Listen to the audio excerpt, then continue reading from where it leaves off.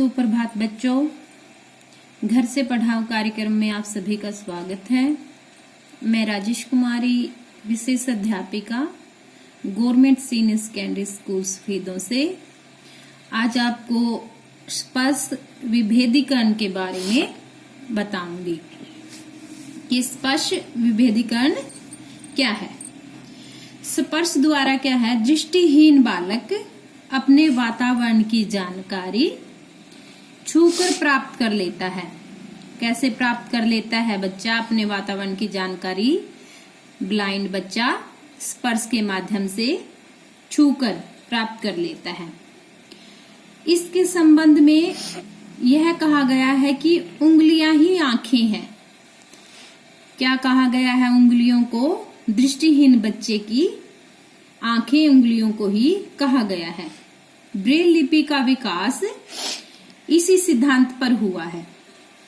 क्या हुआ है? ब्रेल लिपि का सिद्धांत किस सिद्धांत पर? इसी सिद्धांत पर इसका शुरुआत हुई है। अतः उसे अधिक से अधिक स्पर्श के द्वारा ज्ञान प्राप्त करने के अवसर देने चाहिए। इसके लिए बच्चे से निम्न क्रियाएं करवानी जरूरी है। इन क्रियाओं में क्या है?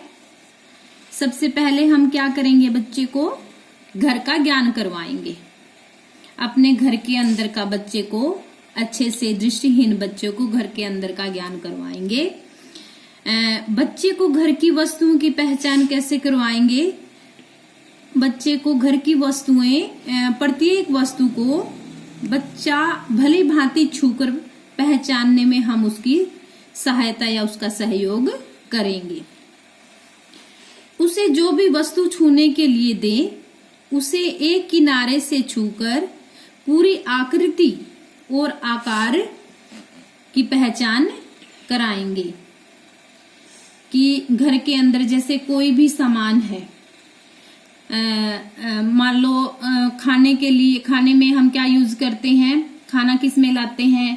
थाली में, प्लेट में। ये चम्मच है, ये कटोरी है, ये ग्लास है, ये थाली का आकार है, ये प्लेट इस तरह की है। ये सब हम बच्चे के स्पर्श के द्वारा छूकर उसे अच्छे से उनकी नॉलेज करवाएंगे। और इसमें और क्या आता है? घर के अंदर घर में सामान रखने की निश्चित जगह भी बनाएंगे। वह बालक को उस जगह से परिचित करवाएंगे कि हमारे घर में ये आपके यहाँ कपड़े रखे जाते हैं, इस अलमीरा में कपड़े रखे जाते हैं, नहाने का टॉवल यहाँ पर लगाया जाता है, यहाँ पर आपके शूज लगाए जाते हैं, यहाँ पर जो कुछ भी है, इस जगह कंघी है रखने का है, इस जगह तेल रखने का स्थान है। इन सभी जगह से बच्चे को हम भली भांति परिचित करवाएंगे। हम ऐसा नहीं करेंगे कि बच्चे के आज इस अलमारी में कपड़े हैं, कल दूसरे कमरे में कपड़े हैं। इससे दृष्टिहीन बच्चा क्या हो जाएगा? विचलित हो जाएगा और उसे निश्चित जगह की जानकारी नहीं हो पाएगी। तो हमें क्या करवाना है? घर के सामान रखने की निश्चित जगह बनानी है और उस बालक को उस जगह से परिचित करवाना है। विभिन्न प्रकार के अनाज की भी पहचान बच्चे को स्पर्श के माध्यम से करवाएंगे। अनाज के अंदर क्या आता है? गेहूं आती है। बच्चे के हाथ में गेहूं रखेंगे कि ये गेहूं है, फिर बच्चे के हाथ में चावल रखेंगे, ये चावल है, फिर बच्चे के हाथ में हम विभिन्न प्रकार की दालें स्पर्श के माध्यम से उसके हाथ में रखेंगे और उसे अच्छी भली भांति छूकर उसकी पहचान करवाएंगे कि ये चने की दाल है, ये थोड़ा इसका आकार मोटा है, ये मसूरी की दाल है, ये मूंग की दाल है, ये इस चने से क्या है, इसका छोटा आकार है। इस प्रकार हम बच्चे को क्या करवाएंगे? घर के अंदर विभिन्न प्रकार के अनाजों की पहचान करवाएंगे। ये सब जो मैंने क्या बताया है, दृष्टिहीन बच्चे के घर का अंदर का ज्ञान बताया है। हमारे घर के अंदर जो है, इसमें क्या आ गया कि घर के सामान रखने की निश्चित जगह होनी चाहिए। बच्चे को जो भी घर में वस्तु दे, उनकी पहचान कैसे करवाएं? उसे भली भांति छूकर बच्चे की पहचान करवाएंगे। और विभिन्न प्रकार के इसमें अनाज भी आते हैं घर के अंदर ही, उसकी भी बच्चे को अच्छे से पहचान करवानी है। बार बार इसका अभ्यास करवाएंगे जिससे दृष्टिहीन बच्चे को छूते ही ज्ञान हो जाए कि ये वस्तु या ये वो चीज है। हमें इस प्रकार उस बच्चे को सक्षम बनाना है। तो ये तो हमारे घर के अंदर का ज्ञान था। अब क्या है हमारे घर के बाहर का ज्ञान। घर से बाहर का ज्ञान दृष्टिहीन बच्चे को हम कैसे करवाएंगे। घर से बाहर के ज्ञान के अंदर क्या क्या वस्तुएं, क्या क्या चीजें आती हैं। जैसे बालक को बगीचे, आंगन आदि में हम ले जाएंगे, वहां की वस्तुओं को स्पर्श से पहचान कराएंगे। कैसे गमलों में फूल पत्तियां हैं, घास हैं, पौधे हैं, वृक्ष हैं, फल हैं या जो भी सब्जी है, उनकी पहचान हम बच्चे को स्पर्श के माध्यम से करवाएंगे। विभिन्न प्रकार के ये गुलाब का फूल है, ये गेंदे का फूल है, ये चमेली का फूल है। बच्चे को स्पर्श के माध्यम से इन सब की पहचान करवानी है। जैसे पौधा है, ये तुलसी का पौधा है या और कोई है, ये सब बच्चे को हम फलों में क्या है, उसके हाथ में आम रखेंगे, आम की पहचान करवाएंगे। ये अमरूद की आकृति इस तरह की है, ये सेब है। तो बच्चे को ये सब हमें प्रैक्टिकली बच्चे को छूकर स्पर्श के माध्यम से उसको ज्ञान करवाना है। अब इसमें क्या है, विभिन्न प्रकार के कंकड़, पत्थर, मिट्टी आदि की पहचान भी हम बच्चे को करवाएंगे। बच्चे के हाथ में क्या देंगे, छोटा पत्थर दे दिया, कंकड़ दे दिया या मिट्टी दे दी। इससे भी बच्चे की स्पर्श शक्ति बहुत अच्छे से विकसित होगी और उसको अलग अलग तरह के पत्थर या समतल जगह, इन सब का बच्चे को ज्ञान होगा।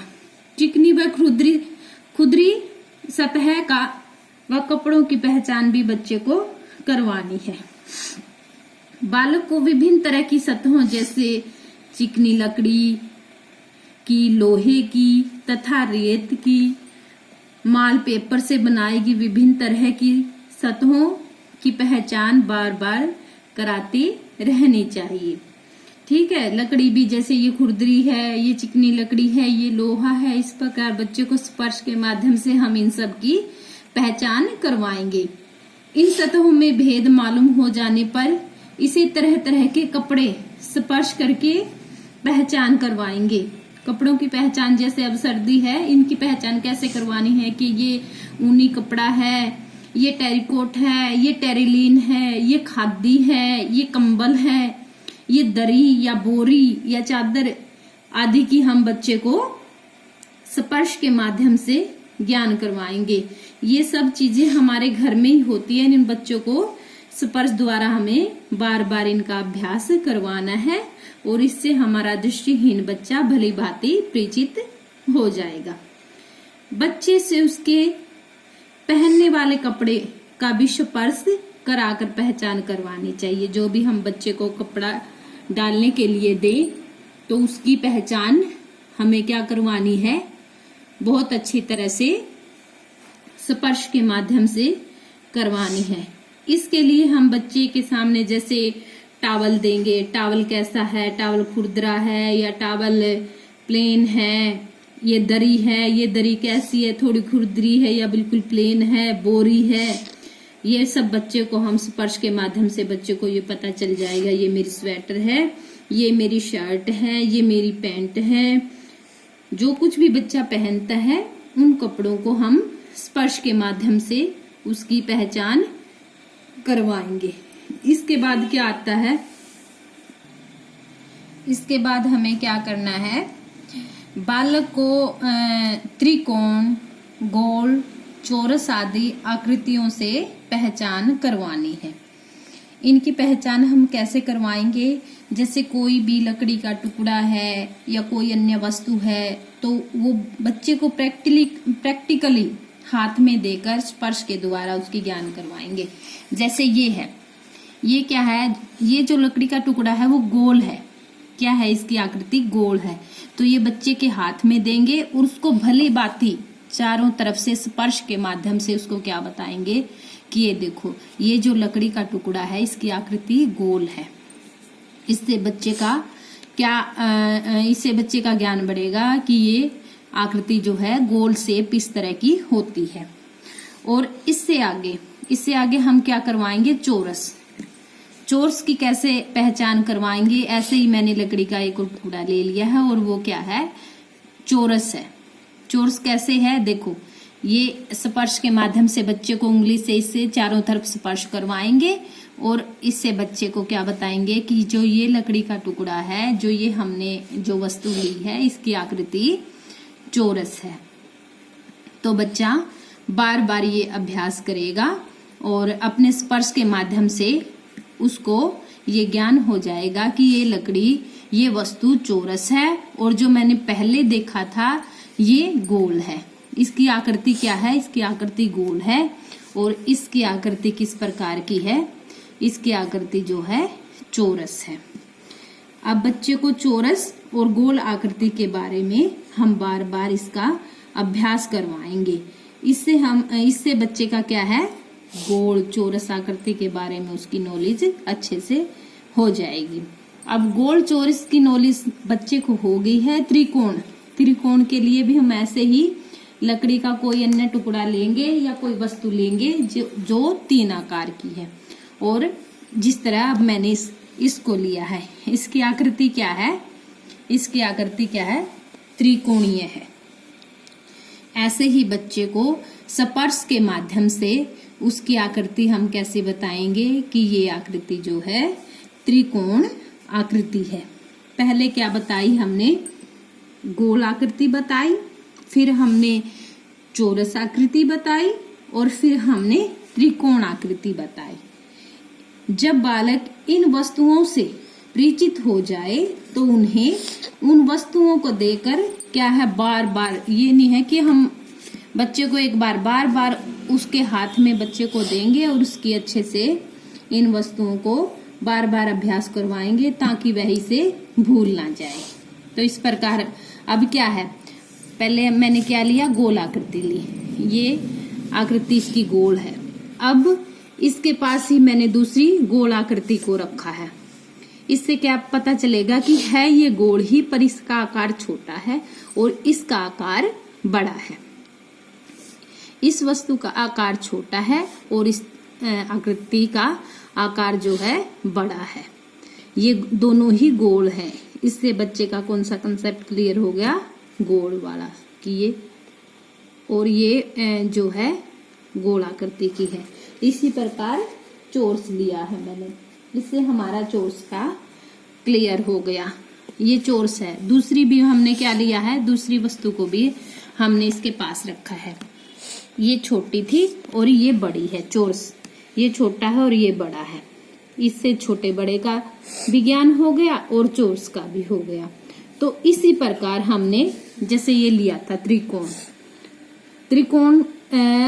इसमें बच्चे को त्रिकोण का ज्ञान करवाया और ये भी त्रिकोण है। ये क्या है, ये भी त्रिकोण है और इसका आकार क्या है, इसका आकार छोटा है। ये बड़ा त्रिकोणीय है और ये छोटा है। इससे बड़े और छोटे का भी बच्चे को अभ्यास हो गया, गोल का भी हो गया, चौरस का भी हो गया, त्रिकोण का भी हो गया। तो घर में हमें जो भी जिस तरह का भी हमारे पास मटेरियल हो, हमें वही बच्चे को स्पर्श के माध्यम से, ये नहीं है कि हमें बाहर से कुछ स्पेशल ही लेकर आना है, जो हमारे पास है उसी से बच्चे का हमें बार बार अभ्यास करवाना है।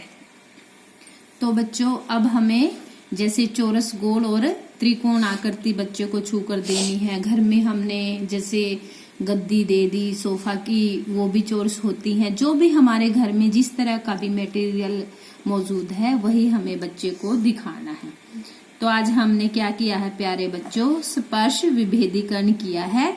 और स्पर्श विभेदीकरण में क्या था, हमारे घर के अंदर की वस्तुओं का ज्ञान था, घर से बाहर की वस्तु का ज्ञान था। घर से अंदर की का क्या था, घर में हमारे जो भी है सामान है उसकी एक निश्चित जगह होनी चाहिए। ठीक है, बच्चे को प्रत्येक वस्तु छूकर उसके हाथ में देकर स्पर्श के माध्यम से उसकी नॉलेज करवानी चाहिए। बच्चे को जो घर में हमारे विभिन्न प्रकार के अनाज हैं उनकी पहचान करवानी चाहिए।